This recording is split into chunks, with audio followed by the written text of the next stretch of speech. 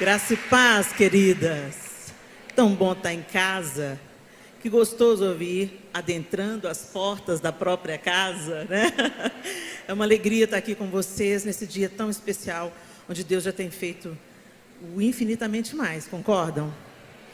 E, gente, eu tenho cá para mim que o Senhor gosta de dar ênfase em algumas coisas. E quando o Senhor fala uma coisa duas vezes, é para a gente, deixar os nossos ouvidos bem atentos. Bem atentos. A Márcia vem aqui dar uma palavra completamente alinhada com a palavra da Gabriela, que foi maravilhosa, impactante aos nossos corações. E aí nós tivemos esse teatro, né, essa representação, nos fazendo refletir sobre coisas muito importantes. E aí a gente vai vendo o Espírito Santo costurando tudo, porque a gente não sentou para combinar absolutamente nada. E o checklist do Espírito Santo é o melhor que a gente pode ter. Então abra sua Bíblia comigo em Apocalipse 21. Ai, Deus, tu és lindo. A palavra de Deus. Eu vou usar a nova versão transformadora, a NVT, ok? Se você não está na mesma versão que a minha, então fica comigo, mas não deixe o seu cérebro dispersar. Porque a palavra do Senhor, essa palavra saiu da boca do próprio Senhor. Amém? Então, vi um novo céu. Essa palavra saiu da boca de João. Então, vi um novo céu e uma nova terra. Pois o primeiro céu e a primeira terra já não existiam. E o mar também não mais existia. E vi a cidade santa, a nova Jerusalém, que descia do céu, da parte de Deus, como uma noiva belamente vestida para o seu marido. Ouvi uma forte voz que vinha do trono de Deus e dizia, vejam, o tabernáculo de Deus está no meio de seu povo. Deus habitará com eles e eles serão seu povo. O próprio Deus estará com eles. Ele lhes enxugará dos olhos toda lágrima e não haverá mais morte, nem tristeza, nem choro, nem dor. Todas essas coisas passaram para sempre. E aquele que estava sentado no trono disse, agora sim a voz do Senhor, vejam, faço novas todas as coisas. Em seguida disse, escreva isto, pois o que lhe digo é digno de confiança e verdadeiro. E disse ainda, está terminado. Eu sou o Alfa e o Ômega, o princípio e o fim. A quem tiver sede darei de beber gratuitamente das fontes da água da vida. O vitorioso herdará todas essas bênçãos, e eu serei seu Deus, e ele será meu filho. Mas os covardes, os incrédulos, os corruptos, os assassinos, os sexualmente impuros, os que praticam feitiçaria, os adoradores de ídolos e todos os mentirosos estão destinados ao lago de fogo, que arde com enxofre. Esta é a segunda morte. Então, um dos 7 anjos que seguravam as 7 taças com as últimas 7 pragas, se aproximou e me disse, venha comigo e eu lhe mostrarei a noiva, a esposa do Cordeiro. Ele me levou no espírito até um grande alto monte e me mostrou a cidade santa, Jerusalém, que descia do céu da parte de Deus. Brilhava com a glória de Deus e cintilava como uma pedra preciosa, como jaspe, transparente como cristal. O muro da cidade era grande e alto, com 12 portas guardadas por 12 anjos, e nelas estavam escritos os nomes das 12 tribos de Israel. Havia 3 portas de cada lado, leste, norte, sul e oeste. O muro da cidade tinha 12 pedras de alicerce, e nelas estavam escritos os nomes dos 12 apóstolos do Cordeiro. O anjo que falava comigo tinha na mão uma vara de ouro para medir a cidade, suas portas e seu muro.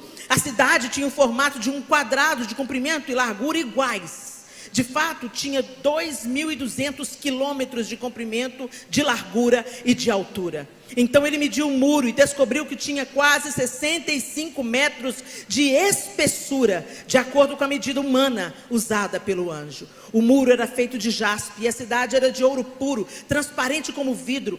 O muro da cidade era construído sobre alicerces ornamentados com 12 pedras preciosas. A primeira com jaspe, a segunda com safira, a terceira com ágata, a quarta com esmeralda, a quinta com ônix, a sexta com cornalina, a sétima com crisólito, a oitava com berilo, a nona com topázio, a décima com crisópraso, a 11ª com jacinto e a segunda com ametista. As 12 portas eram feitas de pérolas, cada porta de uma única pérola.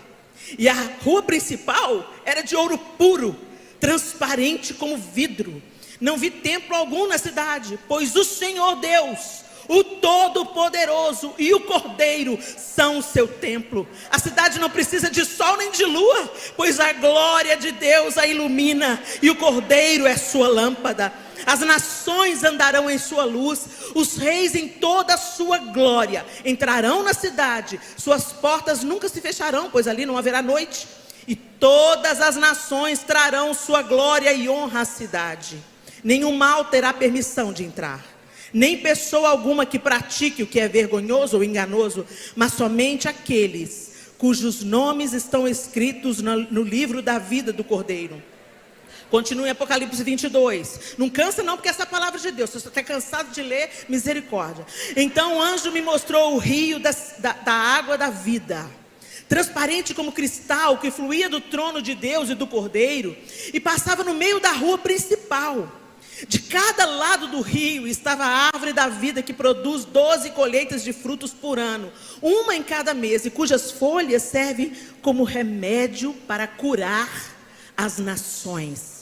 Não haverá mais maldição sobre coisa alguma, porque o trono de Deus e do Cordeiro estará ali, e seus servos o adorarão. Verão seu rosto, e seu nome estará escrito na testa de cada um, e não haverá noite. Não será necessária a luz da lâmpada, nem a luz do sol, pois o Senhor Deus brilhará sobre eles, e reinarão para todo sempre. Então o anjo me disse: tudo que você ouviu e viu é digno de confiança e verdadeiro. O Senhor, o Deus dos espíritos dos profetas, enviou o seu anjo para dizer a seus servos o que acontecerá em breve. Deus, a tua palavra, nós nos alegramos nela, colocamos a confiança nas tuas promessas e te pedimos que o Senhor continue falando conosco nessa bendita manhã, em nome de Jesus. Amém. Glória a Deus. Este é o fim da história.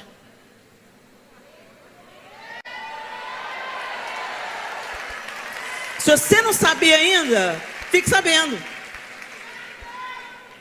Gente, nós estamos situados historicamente em um tempo extremamente delicado, porque o engano, e gente, engano é o que parece verdadeiro, tem aspecto de verdadeiro, às vezes tem até peso de verdadeiro, mas é falso. Quando você pega uma bijuteria muito bem construída, que hoje eles chamam de semijoias, você vê que ela é muito bonita, que ela é muito bem feita, que ela tem pedras que brilham, mas o poder de compra dela é completamente diferente. O valor dela é muito abaixo do que uma joia verdadeira. Satanás não é óbvio, ele é o pai da mentira, ou seja, ele inventou a mentira. Ele é o inventor da mentira. A mentira é peculiar a ele. Ele começou no jardim com Eva contando uma mentira. Ele falou assim: Deus falou que vai acontecer o quê? Se você comer da árvore do conhecimento do bem e do mal, que a gente vai morrer. Mas é claro que vocês não vão morrer. Vocês vão ser conhecedores do bem e do mal, como Deus. É uma meia verdade. É mesmo, né? A árvore do conhecimento. Então, se eu conhecer o bem e o mal, você como Deus. E ele não mudou de estratégia, a estratégia continua sendo a mesma. Então, nesse tempo que a gente vive, nós estamos tomando mentiras como se fossem verdades, e a gente está negociando joia raríssima por palha. Quando a gente canta a música que é a Ludmilla, né? Os sonhos de Deus. Muita gente canta essa música pensando na própria frustração pessoal. Se tentaram matar os teus sonhos, aí você já pensa no seu pai, você pensa na sua tia, você pensa no seu vizinho, no seu patrão, aquele desgraçado.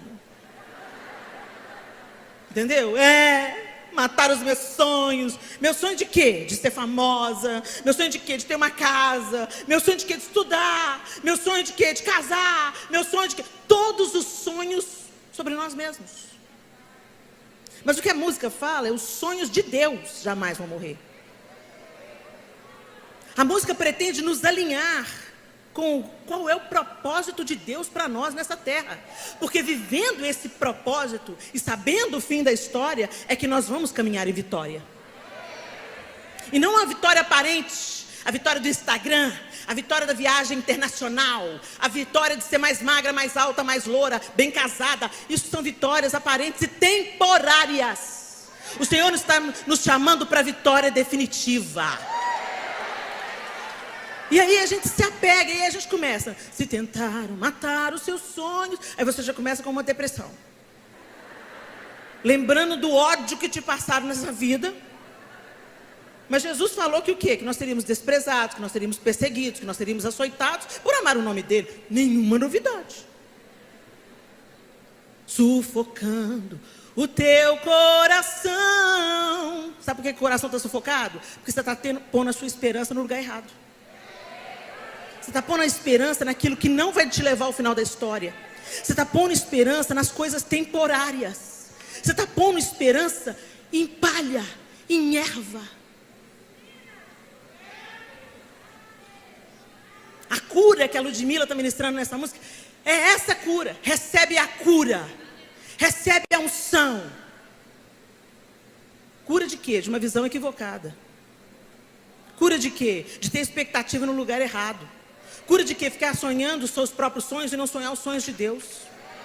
Porque os sonhos de Deus incluem também te cuidar, te prosperar, te abençoar. Mas isso vem como consequência. Lembra do que Jesus falou? Buscai, pois, em primeiro lugar o reino de Deus. As demais coisas serão acrescentadas. A gente inverteu a ordem das coisas. E é por isso que a gente está adoecendo emocionalmente. A gente está adoecendo. Gente, o diabo hoje não manifesta assim, estribuchando no meio do povo, não. Qual foi a última vez que você viu um demônio manifestando, caindo?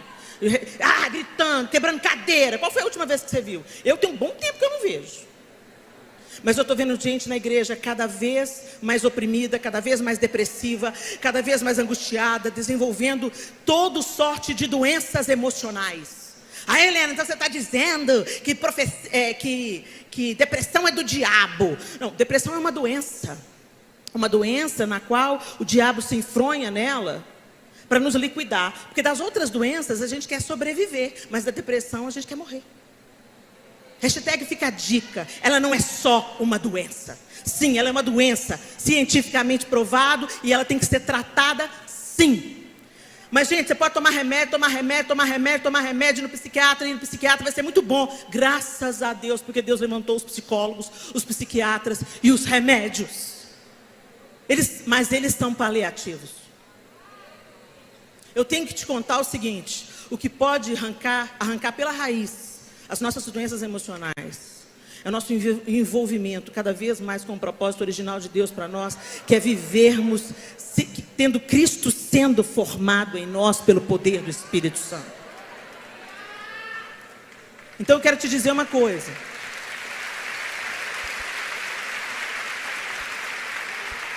Não subestime o poder do inferno. Eu já vi pessoas falando, você tem que parar de falar desse negócio que depressão é do diabo. Depressão é uma doença. E eu estou aqui para afirmar, depressão é uma doença. Mas tem uma coisa tão interessante, que vira e mexe eu conto isso nas minhas pregações. Um grupo de terapeutas que já haviam tratado por algum tempo, um grupo de pessoas com depressão clínica, com psiquiatras, psicólogos e remédio.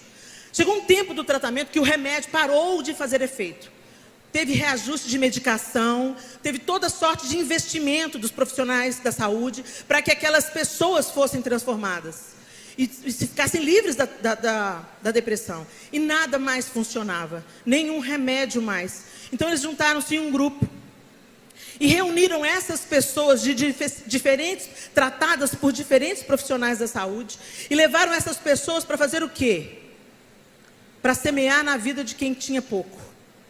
Então pegaram essas pessoas e foram levar para o sopão, levaram para os asilos, levaram para debaixo do viaduto, levaram para elas ouvir as histórias das pessoas e fazer o bem para essas pessoas. Pegaram o talento que essas pessoas tinham e começaram a usar esse talento para servir.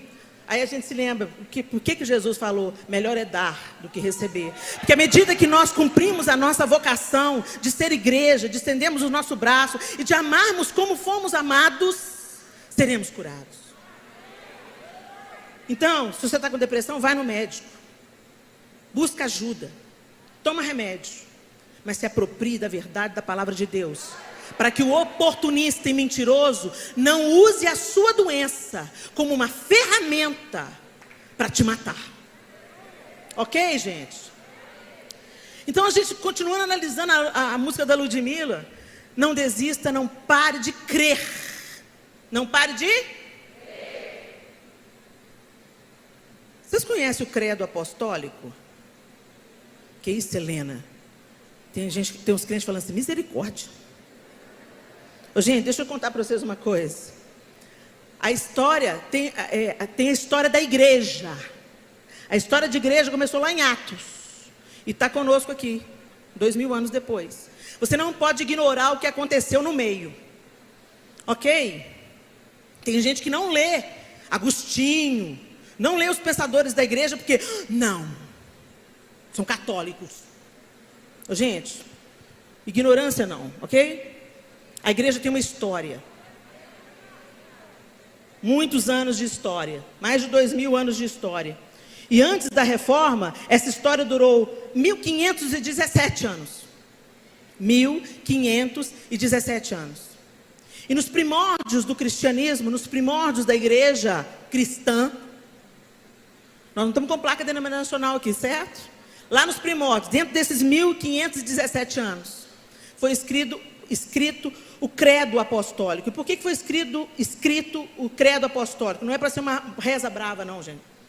O credo apostólico é uma confissão daquilo que nós cremos, para combater o gnosticismo que estava entrando nas entranhas da igreja, afirmando mentiras como se fossem verdades. Então o gnosticismo estava dizendo ali para aquela igreja que estava nascendo, a igreja primitiva, que Jesus não era totalmente divino, que Jesus não ressuscitou em carne, que o que apareceu foi um fantasma, foi uma visão espiritual que os discípulos dizem. Gente, se é isso, por que a Bíblia ia falar que nós vamos ressuscitar em carne? Que nós vamos receber um corpo glorificado. O que nós cremos, gente? Em que nós cremos?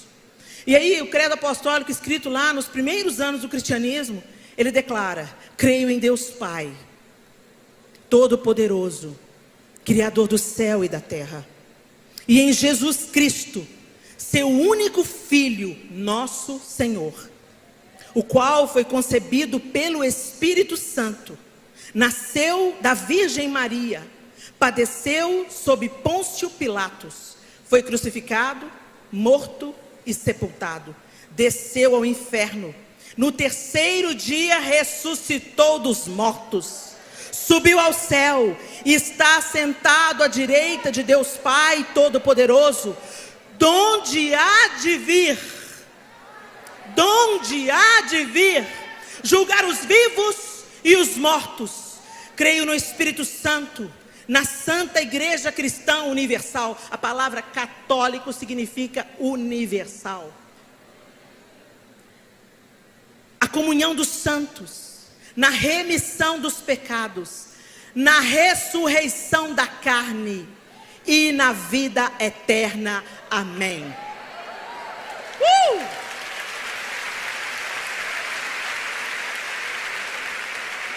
E por que eu estou falando isso?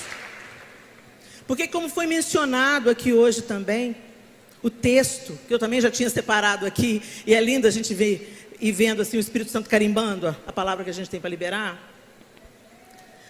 As 10 virgens. As 10 virgens, as 10 se prepararam. Umas se prepararam direito. Umas levaram o óleo e levaram reserva. As outras, distraídas, sabe? Levaram óleo, mas não levaram reserva. Todas adormeceram. O noivo demorou. O noivo demorou. Todas adormeceram. As 5 sábias não ficaram acordadas, não, gente. Elas adormeceram também. Mas aí, à meia-noite, o tempo mais escuro, na hora que a coisa pega, na hora que fica feio, na hora que a esperança se vai, na hora que você pensa assim, será que eu estou crendo certo mesmo? Aí alguém diz que o noivo está vindo. Aí as 10 levantam. E aquelas sábias, quem são as sábias? As que não confiaram só em si mesmas. Aquelas que tinham reserva. Aquelas que buscavam a sua reserva em Deus e não nas coisas desse mundo que acabam logo, que evaporam. Não nos prazeres momentâneos. Não na aparente prosperidade de acordo com a sua conta no banco. Como nós temos buscado com expectativa e até oração e campanha aquilo que deveria vir como uma consequência natural de uma vida rendida a Jesus. Buscai, pois, em primeiro lugar. Marta e Maria. Marta está trabalhando, ansiosa, fadigada, fazendo um tanto de trem. E Jesus fala assim, por que você está assim, Marta? Só precisa de uma coisa. E Maria escolheu a boa parte. E a boa parte, ninguém te arranca. O dinheiro te roubam. A saúde vai embora. Mas a boa parte, ninguém te arranca. E aí, essas 10 virgens levantam. Mas o azeite das nécias está no fim. A alegria das nécias está no fim. A esperança das nécias está no fim. Me dá do seu. Me dá do seu. Você já ouviu? Alguém já falou, ora por mim, eu quero assunção. Quer a minha unção? Chupa a minha manga. Vive a minha vida, calça o meu sapato, vai passar minhas lutas.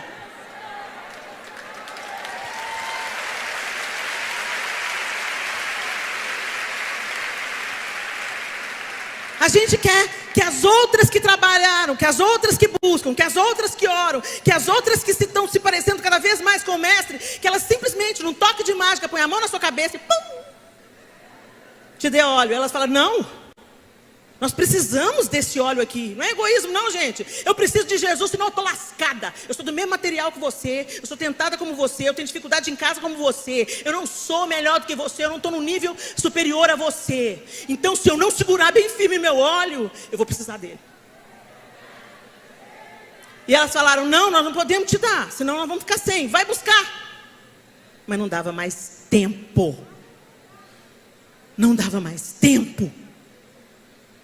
E o noivo veio. E o que me choca em Mateus 25, porque é o próprio Jesus que está contando essa história. Ele mesmo é que está contando essa parábola. Em Mateus capítulo 25, no finalzinho do capítulo. Quando as noivas, não está no final do capítulo não, está no versículo 13. Mais tarde, quando as outras 5 voltaram, ficaram do lado de fora, chamando, Senhor, Senhor, abra-nos a porta. Mas ele respondeu, a verdade é que não as conheço. Portanto vigiem, pois não sabem o dia nem a hora da volta. Essas são palavras de Jesus. Jesus te conhece? Jesus tem intimidade com você? Você discerne a voz dele? Ele está trabalhando em você, te corrigindo, te exortando, te carregando nos dias difíceis. A gente vive muito de emoção, sabe, gente? Ai, quando a gente se reúne aqui na igreja, é tão lindo, a gente chora, a gente baba, a gente ora, a gente treme. É maravilhoso, é gostoso, é. Mas isso tem que redundar em vida lá fora. E em fé, quando tudo está seco em volta, você não está cercada de uma multidão de adoradores, você não está com o tom da música no lugar adequado. Você não tem lindas vozes ministrando as suas emoções. Você tem você e o Senhor e a palavra. Você e o Senhor e a sua palavra. Se você não conhecer a palavra, você não vai saber o fim da história. E você não vai saber naquilo que você crê. A gente fala, eu creio. Creio em Deus Pai Todo-Poderoso, Criador do céu e da terra. Se Ele é Criador do céu e da terra, vai te faltar alguma coisa? A gente tem que revisitar o credo. A gente tem que revisitar os fundamentos da nossa fé. E a gente está se declinando, gente. E tentando resolver no próprio braço aquilo que só Jesus vai resolver. Como eu creio, eu vivo hoje como a antecipação daquilo que eu aguardo. Então, como eu creio que o Senhor vai restaurar todas as coisas, essa restauração já começa pelo fato de eu viver já hoje sob o seu reino. Então, se eu vivo hoje sob o seu reino, o meu caráter vai sendo transformado de fé em fé, de glória em glória. Eu não vou continuar a Helena mentirosa, invejosa, que eu era. Porque o Espírito Santo está trabalhando em mim, através da sua palavra, me confrontando, me exortando, me corrigindo. Outras pessoas, na comunhão com a sua bendita igreja, estão auxiliando nesse processo, sendo pessoas abençoadoras ou sendo aquela pessoa que é o cão chupando manga. Deus não desperdiça nada, mas eu tenho que te falar, o diabo também não. Se você não somar com Deus, o diabo não perde mão de obra gratuita. Então vigia na vida. E nesse processo, Deus vai nos aperfeiçoando. E Cristo vai sendo formado em nós. E Cristo vai sendo formado em nós. Então, eu não minto. Eu não sonego imposto. Eu não puxo gato da net. Eu não levo nada que não me pertence da empresa, porque a empresa já é rica, ela não vai nem dar falta. Eu não engano o meu marido. Eu não adultero. Eu não ponho a impiedade, aquilo que é abominação ao Senhor diante dos meus olhos. O que é isso, Helena? Você está costurando o véu e voltando com a lei? Não, eu estou falando de santificação. Está tudo no Novo Testamento. Santificação, sem a qual ninguém verá o Senhor. Sede santos, porque eu sou santo. E o processo de santificação, gente, ele não se dá apenas nessas questões do nosso caráter, nas nossas habilidades e fraquezas, não. Ele também se dá na nossa esperança. Eu sei em quem eu tenho crido. Então, seja onde eu estiver, fazendo o que eu estiver fazendo, a minha esperança está no Senhor. Eu posso votar com responsabilidade? Posso e devo, mas a minha esperança está no Senhor. Eu posso participar da vida pública da minha cidade, para a minha cidade se tornar um lugar mais aprazível, melhor? Posso, mas a minha esperança está no Senhor. Porque a promessa, que o fim da história é que Ele restaurará todas as coisas. Até lá nós teremos muitas tentativas. Muitas tentativas e muitos fracassos. Para que a glória seja somente de Deus. Então, se as coisas acontecerem do jeito que você não está esperando, alegrem-se e regozijem-se. Porque Deus não vai perder a oportunidade de você ficar mais crente e mais dependente dEle. E se Ele precisar derrubar os ídolos das ideologias do nosso coração, Ele vai derrubar. Porque só o Senhor muda a nossa história. Só o Senhor conserta o que nós quebramos. Só o Senhor. Hoje em nós, através da nossa atitude, escolhas, fazer, votar, andar, ser cidadão, participar da vida pública, mas com os nossos olhos na viva esperança. Por isso que a Ludmila canta: recebe a cura, recebe a unção, unção de ousadia, porque você tem que ser ousado para nadar na contramão. Unção de conquista. Conquistar o quê? O que Ele te mandou conquistar. Unção de multiplicação. Jesus mandou a gente fazer discípulos. Fazer discípulos não é entregar folheto. Fazer discípulo é sentar junto até ver Cristo começar a ser formado no outro. É falar até Cristo ser formado na vida do outro. É despertar até Cristo ser formado na vida do outro. E se nós, como igreja, estivéssemos ocupados em fazer discípulos, nós não estaríamos tendo que lidar com as questões que nós estamos lidando hoje no país. Porque se é nascido de novo, você não quer abortar ninguém. Se você é nascido de novo, você não faz vista grossa para a Cracolândia. Se você é nascido de novo, você não vê uma drag queen e fala: sangue de Jesus tem poder, sela com a sua salvação. A gente fala: Senhor, manda trabalhadores para a seara. O que está te incomodando, Deus está te convocando. Tem alguma coisa te incomodando? Em vez de ficar falando mal do governo, vai lá e faz. Vai lá e faz, porque o nascido de novo é isso que ele faz. Ele floresce e frutifica a vida de Cristo. E aí você pensa que você tem que fazer coisas mirabolantes. Helena, mas eu não posso mudar as ideologias falsas, eu não posso mudar a mídia atual, eu não posso mudar. Então senta a vizinha na sua mesa. Se cada uma de nós aqui discipular uma família, quantas nós somos aqui, pastora Madalena? 3.000 pessoas. 3.500 mulheres, fora as que estão na internet. Hashtag fica a dica, minha linda. Toda floresta começa com pequenas sementes. Vai à luta. Faça discípulos. Faça discípulos. O Senhor mandou a gente fazer discípulos. É isso que Ele mandou. Ele não mandou mais nada. O resto é consequência disso. Por isso que a gente está se cansando tanto. A gente está fazendo tantas outras coisas, menos fazer discípulo. A gente fica exausto, deprimido, desanimado. Olha para a situação e fala: não vai dar. Não vai dar, o mal vai triunfar. O mal vai triunfar. Mas não, gente, a gente já sabe o fim da história. Mesmo quando tudo parecer contrário, nós já sabemos o fim da história. Parecia que Jesus estava perdendo, né? Parecia que o inferno tinha ganhado. Imagina a cabeça dos discípulos. Mas peraí, ele não andou sobre as águas? Mas morreu. Peraí, mas ele ressuscitou Lázaro, né? Mas morreu. Não parecia que estava tudo dando errado? A ponto de fazer Tomé falar assim: ah, você viu ele ressuscitar? Eu só acredito se eu pôr a mão na ferida dele. E olha que o cara andou com ele 3 anos. Jesus já tinha avisado tudo o que ia acontecer, mas eles ainda não tinham tido a iluminação do Espírito Santo. Mas o Pentecostes já passou, gente. Vocês já receberam poder, porque desceu sobre nós o Espírito Santo.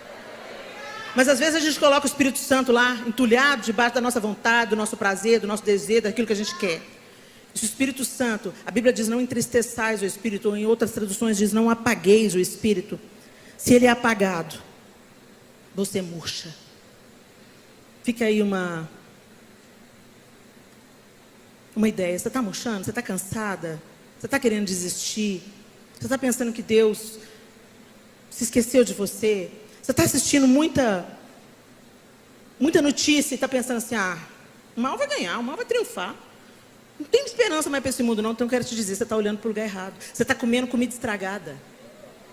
É por isso que você está fraco.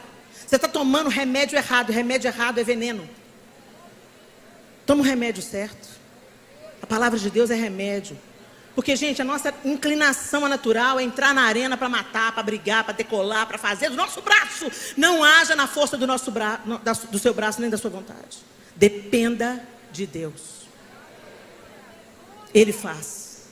E a Bíblia diz que Ele institui e Ele destitui reis.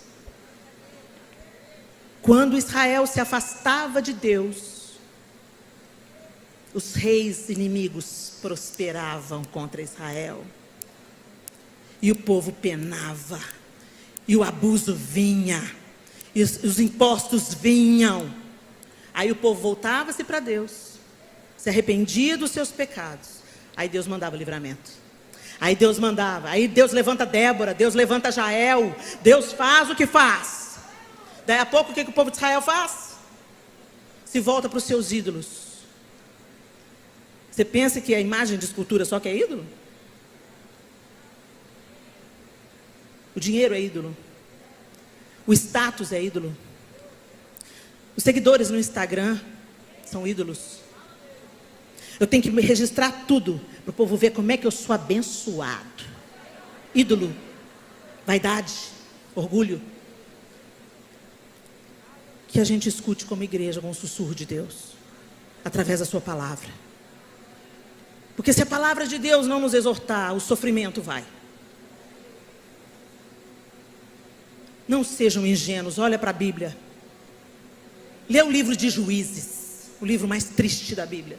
Deus falava com o povo, Deus abria o mar, Deus fazia milagre, maravilha. Mas o povo se voltava para os seus ídolos.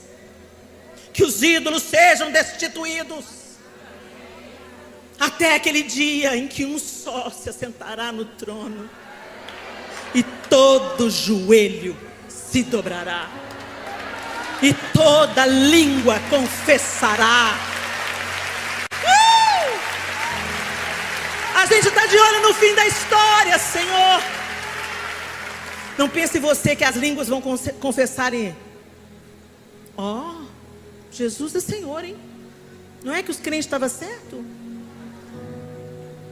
A obstinação e orgulho humano chegou em tão alta conta que eles vão cair de joelho e a língua vai blá, blá, blá, blá, blá, blá, blá, blá, blá, blá. Mesmo se eles não quiserem, eles vão falar: Jesus Cristo é o Senhor, Jesus Cristo é o Senhor, Jesus Cristo é o Senhor.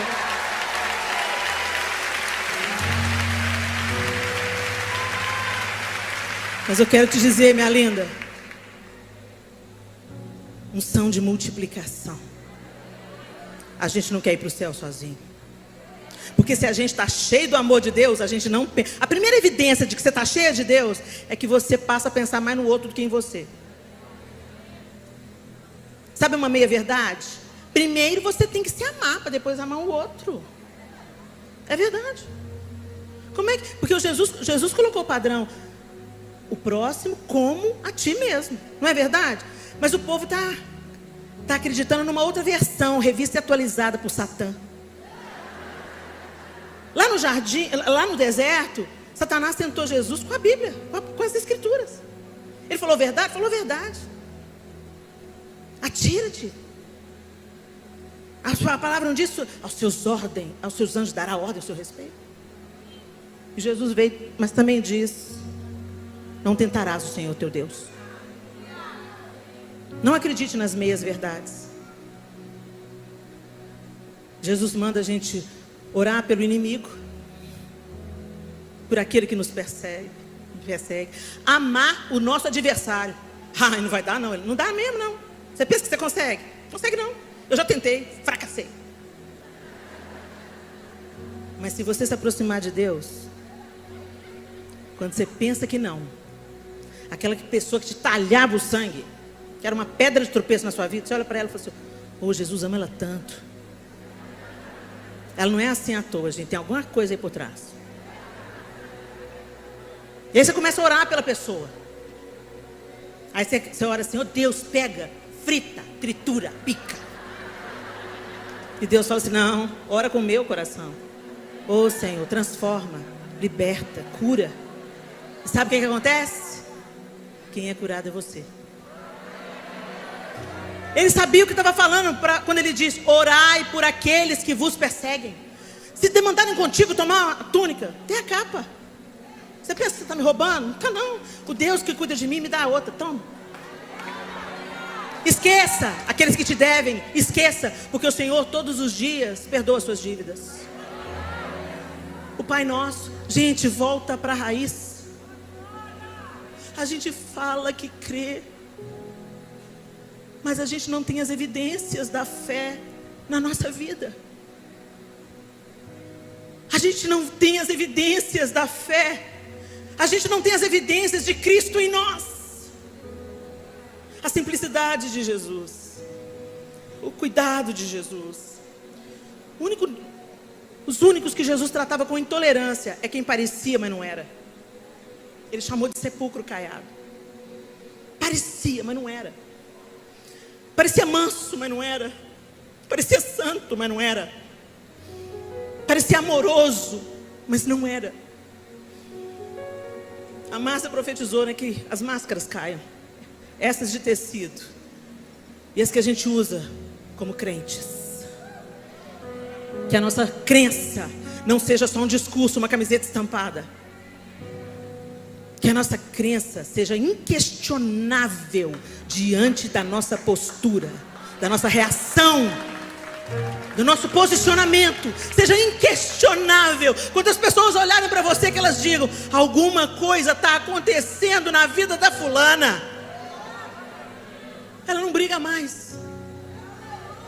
Ou se ela briga ainda, ela pede perdão. De onde que a gente ia imaginar a fulana pedindo perdão? A fulana está tirando as coisas do armário dela, que ela entendeu que ela não precisa de tanta coisa. O que está acontecendo? Estão fazendo lavagem cerebral no centro daquela igreja. Quando ela é ofendida, ela não reage. Eu quero te dizer, quando Jesus falou: sem mim nada podeis fazer, Ele estava falando sério. Você na força do seu braço não consegue. Você não se santifica sozinho. Você não se auto-santifica. Você se expõe à luz. Você entra debaixo do chuveiro da graça. A graça não é para justificar o seu pecado. A graça é para te capacitar a não pecar.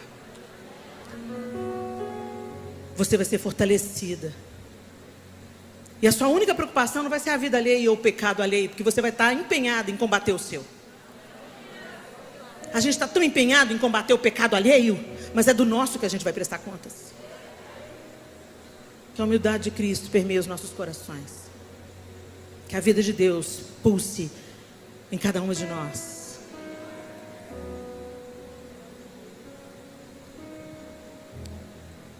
Se tentaram matar os seus sonhos, sufocando o teu coração, se lançaram você numa cova. Às vezes a gente pensa que a cova é a rejeição. Pode ser.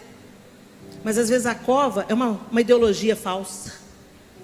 É algo que parece esperança, mas é buraco. E ferido, perdeu a unção. Porque quando você começa a beber e a comer dos banquetes desse mundo, você vai perdendo a visão de quem Deus é, do fim da história, do que Ele vai fazer, e de que Ele tem nas suas mãos todo o poder e autoridade. E que o nosso papel é fazer discípulos e interceder, sem cessar. Comungar uns com os outros, ser luz na vida uns dos outros. Perdeu a visão. Não desista. Não pare de crer. Os sonhos de Deus, os nossos, precisam morrer. Os sonhos de Deus jamais morrem. E o sonho de Deus não é só sobre você. É sobre você, sobre a outra, sobre a outra, sobre a outra, sobre a outra, sobre a outra, sobre a outra. Por isso que pai é Pai nosso que estás no céu, não é Pai meu. A gente está numa era tão egoísta que a gente acha que Deus é gênio da lâmpada que tem que satisfazer os nossos prazeres. Então a Lu vai cantar essa música. Deus está restaurando os seus sonhos e a sua visão. Que Ele abra os seus olhos e te coloque uma visão do céu. Deus abençoe vocês.